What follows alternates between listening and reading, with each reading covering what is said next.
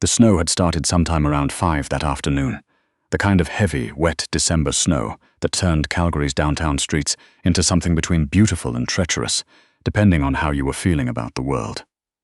Nora Ashby was not feeling particularly beautiful about anything. She pressed her back against the staff entrance of the Pemberton, Calgary's most quietly prestigious hotel, and watched the flakes pile up on the loading dock railing. Her reflection caught in the dark glass of the door behind her. Dark circles under brown eyes, hair pulled back in the regulation chignon that the front desk manager enforced without exception. The crisp charcoal blazer and pencil skirt of a Pemberton concierge, looking out of place on someone who'd been awake for 19 hours. She had 17 minutes left on her break. She tended to use all of them standing here in the cold, breathing. Ashby. The door swung open and Priya, one of the junior concierges, stuck her head out. "Hendricks wants you back early. There's a situation with a guest in the Glacier suite." Nora exhaled slowly, watching her breath dissolve into the dark air. What kind of situation? The quiet kind. Which you know means the complicated kind. She already knew she'd go back in. Her brother's fall semester tuition was due in 12 days, and the rent on the apartment she shared with her younger sister had gone up in September.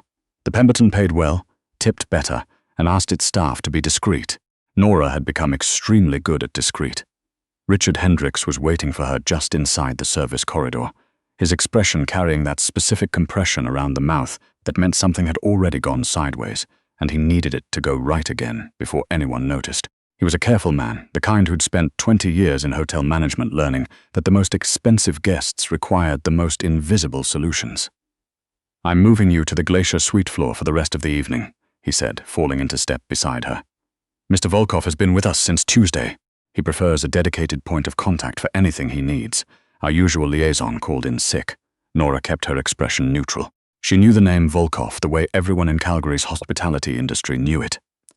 The way you knew weather patterns or flight delays as something that shaped your working conditions without being something you discussed. Anton Volkov had come from St. Petersburg originally, or so the whispers went, and now he had holdings in energy, in mining, in real estate that stretched from Vancouver to Toronto. He was in Calgary every December, though no one was entirely sure why, and he occupied the Glacier suite, 3 connected rooms on the top floor, without complaint and without warmth. "Is there anything I need to know?" Nora asked. Hendricks paused. "He values efficiency. He doesn't make small talk. He has guests tonight, a private dinner, arranged through the kitchen already. Just be available, be unobtrusive, handle anything that comes up." He looked at her steadily. "And Nora, he's had some security concerns this week. Don't read into anything you might notice. Just stay professional." She thought about asking what kind of security concerns. She decided not to. Bills didn't care about the answers to inconvenient questions. The elevator to the top floor required a keycard she was handed at the concierge desk, along with a brief, handwritten note in Hendricks's precise script. Suite 1400. "Guest is expecting a new liaison. Keep everything smooth." As though anything in her life had ever been smooth. The hallway outside Suite 1400 was hushed in the specific way of expensive spaces, carpeted so thickly that footsteps disappeared, walls hung with pieces of art that looked genuinely old rather than decorative. 2 men she didn't recognize stood near the elevator bank, dressed well enough to blend in but positioned with the careful stillness of people paid to be precisely where they were standing. They watched her approach with alert, assessing eyes. Neither spoke. Nora knocked twice on the suite door, then opened it with her keycard when there was no response, which was standard procedure for the Glacier suite. Anton Volkov was seated at the dining table near the window, his back to the Calgary skyline. He was perhaps 50, though he wore it the way some men did, like it was armor rather than time. Silver at his temples, a jaw that looked carved rather than grown, dark eyes that moved to her with the kind of attention that catalogued first and asked questions second. He wore a charcoal suit that probably cost more than Nora's monthly rent, and he was reading something on his phone that he didn't put down when she entered. "You're the new liaison." His English was precise and almost unaccented, with something underneath it that was hard to place. "Yes, sir. Nora Ashby from the concierge team. I'll be available for anything you need this evening. Your dinner guests are expected to arrive at 8. The kitchen confirmed the tasting menu an hour ago. Is there anything you'd like adjusted before then?" He looked up then, fully, and she had the experience of being assessed in a way she couldn't quite describe. Not unkind, not inappropriate, simply complete, like being read rather than looked at. "The red wine the sommelier selected," he said. "Change it. I'll take the 2009 Brunello di Montalcino if they have it. If not, the 2011, of course." She noted it down. Anything else? Not yet. He returned to his phone. Stay nearby. The evening moved in the rhythm of high-end service. Nora circulating between the floor's small service pantry and the suite, coordinating with the kitchen, making the kind of adjustments that guests never noticed precisely because they were handled before they needed noticing. The Brunello was located. The temperature in the dining room was adjusted twice before the guests arrived, and a bouquet was quietly replaced when Volkov glanced at it once with the particular neutrality that meant disapproval. His dinner guests arrived at 8:03. 2 men and a woman, all in evening wear, all carrying the specific quality of people accustomed to the rooms they occupied. Nora held the door, offered drinks, faded to the edges of the room. She was good at this part. She'd been making herself useful and invisible since she was 16, helping her mother manage the chaos of a household where her father's health insurance hadn't covered enough, and there was always something that needed doing. Around 9:30, she noticed one of the guests. He'd been seated with his back to her for most of the meal, so it took her longer than it might have otherwise. A man who'd arrived with the group but said little, positioned slightly apart from the main conversation. When he stood to refill his water glass himself rather than wait for service, she caught his profile. He was perhaps 40, lean, with an angular face and eyes that were wrong for the evening. Not wrong like a threat, exactly. Wrong like someone playing a role they hadn't fully rehearsed. He held his wineglass correctly. He laughed at the right moments. But twice she caught him looking toward the suite's main door rather than at the conversation around him. And once, when Volkov said something that seemed to please the other guests, this man's smile arrived a half-second late, like a translation delay. Nora kept her expression pleasant and her attention split. She'd worked hospitality long enough to recognize people who were where they weren't supposed to be. Usually it was minor. A gatecrasher at an event, an uninvited +1. This felt different, though she couldn't have explained why. She told herself she was imagining it. She moved to the sideboard to check that the dessert service was ready. At 9:52, the man stood again. This time he moved toward the far end of the suite, ostensibly toward the powder room, but the angle was wrong. He was moving toward Volkov's position at the head of the table, not away from it, and his right hand went to the interior of his dinner jacket. Time did a strange thing that Nora would spend weeks trying to articulate to people who asked about it. It didn't slow down exactly. It became more precise, like someone had turned up the resolution on everything she could see, every detail sharp and immediate. She saw the hand move, she saw where it was going. She registered, with a clarity that bypassed thinking entirely, what was happening. She moved. She didn't decide to. She was simply across the room, her body interposing itself between the man and Anton Volkov's chair. Her hand closing around the man's wrist at the moment, something clicked. A sound she'd only heard in films, mechanical and absolute and unmistakable. There was a fraction of a second where everything balanced on an edge. Then the room erupted. The 2 men from the hallway were inside the suite in seconds, moving with a speed and coordination that told her they'd been waiting for exactly this. The dinner guests scattered backward. There was a crash of something. The ice bucket, she thought, or a chair. The man whose wrist she was holding twisted hard, and pain shot up her arm, and then hands that were not his were pulling her sideways, and the man was on the ground, and there was shouting in at least 2 languages. Something was wrong with her left forearm. A dull, heavy wrongness, not sharp, that she couldn't process through the adrenaline that was making her vision bright and her hands shake. "Don't move." Volkov's voice cut through the noise. He was on his feet, somehow standing over her where she'd ended up braced against the dining table. His expression was unreadable, and his eyes were on her with an intensity that made everything else in the room fade to background. "Look at me. Stay still, I'm fine," Nora said. Her voice sounded distant to herself. "Your arm." She looked down. The sleeve of her jacket was torn. The man had been holding something when she grabbed him, she realized. Something that had caught her forearm when the struggle happened. There was blood on her cuff. Not much, but present. "Sit." Not a request. He guided her to a chair with a hand on her uninjured arm, and the gentleness of it was so at odds with the chaos around them that her brain couldn't quite process it. The next 20 minutes were organized disorder. Hotel security arrived, then Calgary police, then paramedics. Nora gave her name and her account of the evening to a uniformed officer who kept glancing at the suite around him with barely concealed astonishment. The paramedic who looked at her arm told her the laceration wasn't deep but needed stitches, and that she should come to the ER. Through all of it, Volkov stood nearby, not hovering. Nothing about him hovered, but present, watching. When the paramedics prepared to take her downstairs, he stepped into their path. "My car will take her," he said. "Sir, we generally recommend—" "My car," he repeated quieter, and the paramedic didn't argue. The Pemberton's back entrance led to an underground bay where a black SUV was already waiting, running silent. The night was brutally cold outside the brief moment she spent crossing from the building to the vehicle, and by the time the door closed behind her, Nora was shaking in a way she hadn't allowed herself to do while she was still upright in the suite. Volkov got in on the other side. He said something in Russian to the driver, then turned to look at her in the darkness of the back seat. "You're in shock," he said. "It's physiological. It will pass." "I know what shock is," Nora said. Her voice came out steadier than she felt. "I worked 2 years in hospital administration before I moved to the hotel." Something shifted in his expression. Not quite surprise, but a recalibration. "What made you move to the hotel?" "The hours were better. My brother was in high school and needed someone home more often." She paused. "That was 4 years ago." He was quiet for a moment. "The man tonight, do you know what you stopped?" "I think so." She didn't elaborate. She'd had time in the chaos to understand the weight of the thing she'd stepped into. "Most people in your position would have moved away from the situation," Volkov said. "Not toward it." "I know." She turned her head to look at him. "I don't entirely understand why I didn't." "I do," he said, though he didn't explain further. The hospital was bright and efficient and smelled of industrial cleaner and the particular staleness of recirculated winter air. The ER triage nurse looked at Nora's arm, then at the man who'd come in with her, and arranged them into a curtained bay with a speed that Nora suspected had nothing to do with her injury and everything to do with Volkov's presence.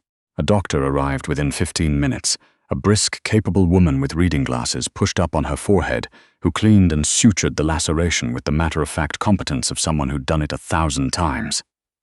"You'll need to keep it clean and dry," she said. "There's no tendon involvement, which is lucky. Come back if it shows any signs of infection."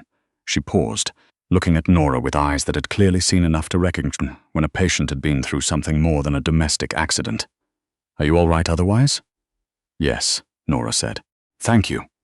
After the doctor left, a Calgary police detective came in, a broad, patient man named Arsenault, who took notes with a methodical thoroughness that Nora found oddly calming. She walked him through the evening step by step. When she described grabbing the man's wrist, Arsenault looked up from his notepad. "That was a significant risk," he said. "I know, you probably saved Mr. Volkov's life." She'd known that logically, but hearing it said plainly in a hospital curtain bay made it more real than it had been. She absorbed it silently. Arsenault clicked his pen once. "Mrs. Ashby, I want to be transparent with you, because I think you deserve that given what you did tonight. Anton Volkov is someone we know professionally. He's never been charged with anything. His business interests are legitimate on paper. But the man who came to that dinner tonight, the man you stopped, he belongs to a network that has been in conflict with Volkov's organization for the better part of a year. This wasn't a random incident, and by stepping in the way you did, you've made yourself visible to people who don't appreciate interference." Nora sat with that for a moment. "You're telling me I might be in danger. I'm telling you to be aware of the situation." Arsenault handed her a card. "Call me if anything feels off. Anything. Don't minimize it." After he left, Nora sat alone behind the curtain for the first time since the evening began, and let herself feel the full weight of everything that had happened. She'd gone to work 8 hours ago, worried about tuition payments. She was leaving having sutured stitches in her arm and a detective's warning in her ear, entangled with a man whose name came with complications she didn't fully understand. When she pushed back the curtain, Volkov was standing in the corridor, his phone in his hand, his expression still carved from whatever material he'd been constructed from. He looked up when she appeared. "Your arm, 14 stitches. I'll survive." He studied her. "I'd like to speak with you." They found a quiet corner of the waiting room, and Volkov sat with the particular economy of movement that she'd noticed in the suite. Nothing wasted, everything deliberate. He set his phone face down on his knee and looked at her with full attention, which somehow felt heavier than everything else that had happened tonight. "The detective told you what I am," he said. "It wasn't a question. He told me what he knows, or what he chose to tell me. It's accurate enough." He paused. "What happened tonight, the man who came to that dinner, he was sent by people who believe they have a grievance with me. These things are complicated and old, and I won't bore you with the history of them. But they are not resolved. And you are now, through no fault of your own, someone they know about. How quickly will they know about me? They already do. These networks are efficient." Nora looked at her hands in her lap. She thought about her brother, Connor, who was studying environmental engineering at the University of Calgary, and didn't know what real danger felt like. She thought about her sister Bea, 19 years old and working at a coffee shop and saving for her own first apartment. She thought about their mother, who'd spent the last 3 years rebuilding after her second round of cancer treatment and who didn't need anything else to worry about. "I have people I care about," she said carefully. "A younger brother and sister. If these people find out about me, would they? They target the person, not the periphery. But I understand your concern." He leaned forward slightly. "I want to offer you protection. My people are good at what they do and they are discreet. I'd also like to ensure you don't suffer financially for what happened tonight. Your employer will likely find this situation complicated." She almost said she didn't need help. Old habit, the instinct she'd cultivated through a childhood where accepting help felt like admitting defeat. But the practical part of her, the part that had balanced the family's finances since she was 17 and kept a spreadsheet of Connor's tuition deadlines, recognized a real offer from someone who had real resources and who owed her something tangible. "How long would protection be necessary?" she asked. "Until the situation is managed. My team is working on that. Weeks, perhaps more." He met her eyes. "I won't give you timelines I can't guarantee." She respected that more than she'd expected to. "What does protection look like, practically?" "Someone with you when you move through the city. A protocol for your family, discreet. Your brother and sister would likely never notice." He paused. "And it would be safer if you weren't living where you currently live, at least for a period. I have a property here in Calgary, a house in Elbow Park, that has proper security. You'd have your own space, privacy, and access to whatever you need to continue your normal life." She had questions about what that meant, what normal looked like in someone else's house, what she would owe him for this, what it meant to accept shelter from a man who existed in the complicated space between legitimate and not. But she was tired, her arm ached, and she was pragmatic enough to know that pride had never paid Connor's tuition. "I want one condition," she said. He waited. "My family doesn't know the full situation. My mother is recovering from cancer treatment. My brother and sister don't need to carry this. Whatever cover story your people use to explain any security around them, I want it kept light. No one panics. Your mother is ill. She's been in remission for 8 months. She's doing well. I'd like her to stay that way." He was quiet for a moment. "The cover story will be straightforward. Your connection to the hotel, a precautionary measure while a guest dispute is resolved. It won't alarm anyone. Then yes." She looked at him steadily. "I'll accept your offer." He nodded once, the kind of nod that meant something was decided and didn't need ceremony. "I'll arrange the details tonight. Someone will be outside when you leave here." Nora accepted, and the black SUV that arrived at the hospital entrance 20 minutes later took her to a house in Elbow Park that made her breath catch despite herself.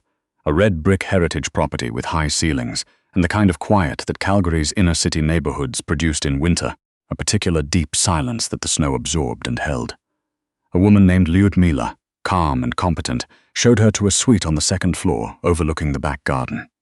It was beautifully appointed, unpretentious in the way of things that were genuinely expensive rather than performatively so. "Sleep," Lyudmila said with the pragmatism of someone who understood that some nights simply had to be gotten through. "There'll be time for everything else in the morning." It was, against all odds. Good advice. Nora slept. The days that followed had a strange rhythm. The house had 4 other permanent staff besides Lyudmila, none of whom were unkind, all of whom were careful.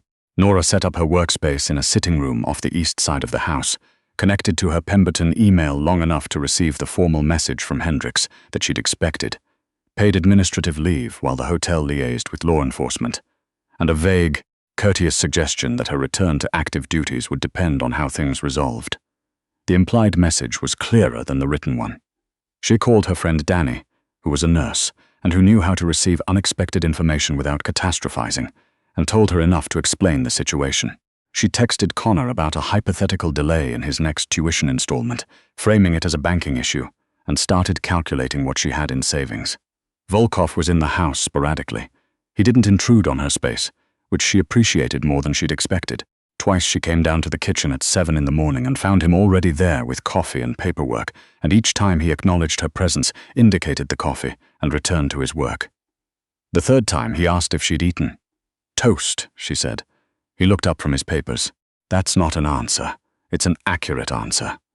He called something toward the kitchen in Russian, and 20 minutes later Lyudmila produced a full breakfast that Nora ate feeling obscurely like someone had caught her being careless about something she should have been tending to.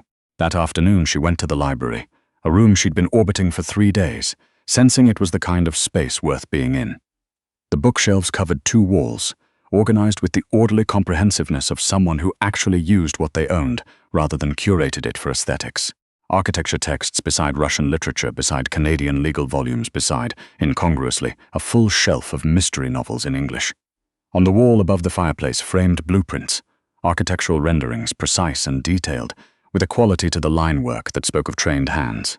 She was looking at them when Volkov appeared in the doorway. "You drew these," she said. "Not a question." He came into the room, stopping near the fireplace. "During my first years in Canada, I studied at Dalhousie for 2 years before circumstances changed." He looked at the drawings with an expression she couldn't categorize as not quite regret, not quite pride. Something more complicated than either. "What circumstances?" He was quiet long enough that she thought he might not answer. "My father died. His business was what it was. Someone had to continue it, or it would have been taken apart by people less careful than my father." He glanced at her. I was the someone available. Nora thought about the spreadsheet on her laptop upstairs, the one she'd started at 17 tracking her family's finances. She thought about the nursing program she'd deferred twice to stay close enough to home to help with her mother's treatment. "You didn't want to." What I wanted was an interesting question by that point. He moved to one of the library's leather chairs and sat. "What made you study hotel management?" "I didn't study it. I studied sociology. The hotel work was practical and the hours were good, and I turned out to be good at reading people."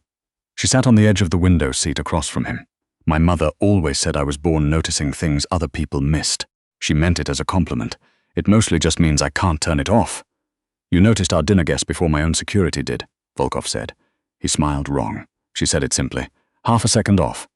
People who are comfortable in a situation smile at the right time." He looked at her for a moment.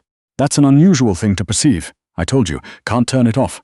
The unexpected easiness of the conversation surprised her. She'd assumed silence would be the operating condition of whatever this arrangement was, polite coexistence until the situation resolved. But they stayed in the library for 2 hours, and when Ludmila appeared at the door to announce dinner, Nora realized she'd lost track of time in a way she hadn't allowed herself in years. It was the beginning of something she didn't have a clean category for. The threat, when it escalated, came on a Wednesday morning 2 weeks into her stay. Nora was working at her laptop when she heard voices in the downstairs hallway. Not the contained, professional voices of the house staff, but something with an edge to it. She came to the top of the landing and found Volkov and a man she didn't know standing in the entrance below, speaking in rapid Russian. The stranger was younger, sharp-featured, and the way he held himself when he spoke told her this was not good news being delivered. Volkov looked up and saw her. He said one more thing to the other man, then came up the stairs. "There's been a development," he said. He kept his voice level, which she'd learned meant he was managing something more serious than level. "My people intercepted communication overnight. The organization that sent the man at the hotel, they know you're here." She absorbed that. "How?" "Someone on the perimeter who was not entirely who they presented themselves to be." His jaw tightened briefly. "It's been handled, but the knowledge that you're here is already out. They'll see it as an opportunity." "What kind of opportunity?" "You're a way to get to me." He said it without softening it, which she appreciated. "They may try to use that."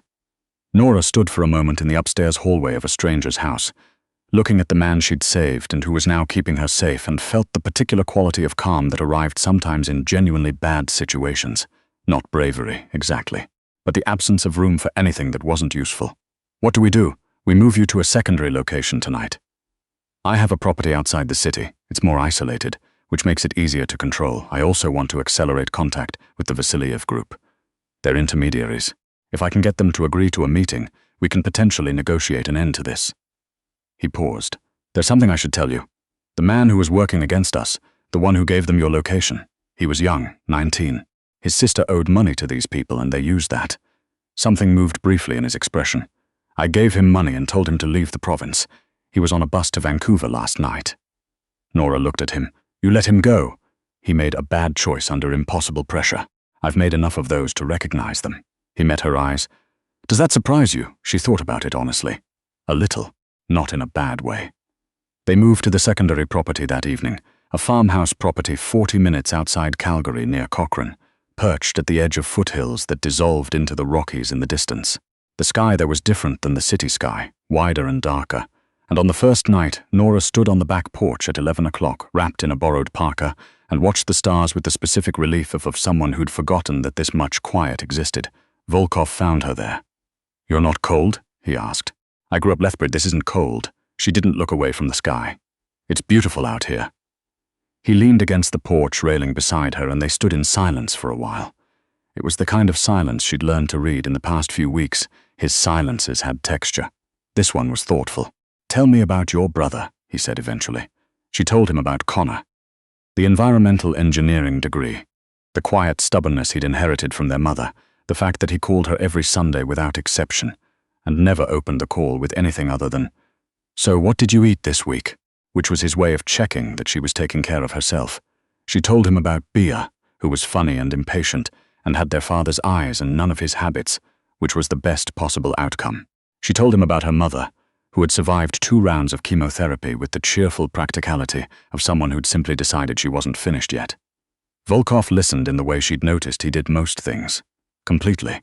No interjections, no formulations of his next thought visible on his face. Just attention. "You hold a great deal," he said when she finished. "Someone has to. That's not actually true," he said mildly. "It's a story some people tell themselves to avoid examining whether they've chosen the weight or been handed it." It was direct enough that it startled her. "That's a very precise observation. You're not the only person who notices things other people miss." She turned to look at him, in the dark, in a borrowed parka, far from everything that constituted her actual life. He looked less like the man who'd sat at the head of the Glacier Suite, and more like someone she might have met in an ordinary context and thought worth knowing. She recognized the thought and noted it carefully, the way she noted anything that might matter. "What was it like?" she asked. "Building the life you have instead of the one you'd planned." He was quiet for a long moment. The mountains were invisible in the darkness, but their presence was still there, a weight in the air to the west. "It was lonely for a long time," he said finally. "You make decisions that other people can't know about. You become careful in ways that eventually become a distance you don't know how to close. And then you forget, after long enough, that the distance is something you built."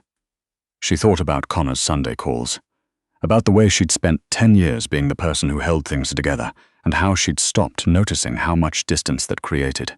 "I think I understand that more than I'd like to," she said.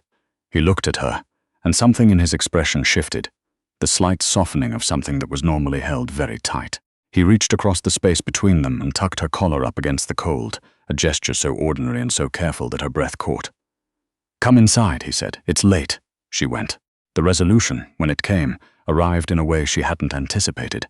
Not through force, but through a phone call Volkov took on a Thursday evening that she could hear the tone of through 2 closed doors. He came to find her in the farmhouse library afterward, and his expression was the most unguarded she'd seen it. "The Vasiliev group agreed to mediation," he said. "Both organizations have agreed to sit down. There were things happening on their side that made this the preferable option for them. Details I won't bore you with." He stopped. "It means the active threat is suspended. Within the next 2 weeks, pending the outcome of the mediation, you should be able to return to your life." She'd wanted this. She'd been wanting it since the first night. She noticed now, sitting in a farmhouse library with frost on the windows and the sound of the foothills wind outside, that the wanting had become complicated. "Should I be relieved?" she asked. "You should be free," he said. "That's not the same thing, but it's what I can offer you." He sat down across from her. "I've spoken with the Pemberton. They're willing to have you back. They handled the situation with some discretion, and they value staff who can manage a crisis. But I also want you to know that whatever you decide, whether you go back or try something different, the financial concerns that were driving you before this, those are handled. It's not charity, it's obligation. Your brother's tuition, your family's stability. These are things I can manage without difficulty, and you've earned that." Nora thought about the spreadsheet on her laptop, about Connor's Sunday calls and Bee's savings, and her mother's oncology appointments, about the strange months she'd spent in this man's orbit, learning things about him that didn't match the version of the story she'd been handed by the detective in that hospital curtain bay. "I don't want to be a debt you've settled," she said carefully. "You're not." He leaned forward. "You're someone I would like, if it's possible, to know going forward, outside of the context of everything that's happened, as a less complicated thing than what we've been." She looked at him for a long moment. 14 stitches, a farmhouse at the edge of the Rockies, blueprints of buildings he'd never gotten to design, a 19-year-old on a bus to Vancouver who hadn't been made an example of. "That might take some time," she said. "I have time. You'll have to meet Connor. He'll have opinions." Something crossed his face that she realized, with a start, was almost a smile. "I would expect nothing less." She returned to the city on a Saturday in January, when Calgary had that particular bright clarity of a cold day with no clouds, the kind of winter morning that looked almost warm through a window. The house in Elbow Park had a car waiting for her, and her own apartment had been watched over while she was gone, which she'd known and found easier to accept than she'd expected. She stood in her own kitchen for 10 minutes before doing anything else, just being in the familiar space of it. The chipped mug she'd had since university, the window above the sink that caught the afternoon light, the small things that accumulated into a life. Her phone buzzed. Connor on a Saturday, which wasn't his pattern. Just checking in, he'd written. "Heard you had a work thing. You okay?" She typed back, "All good, call you Sunday. Also, bring beer. I have things to tell you." She put the phone down and looked out the window at the January light on the street below.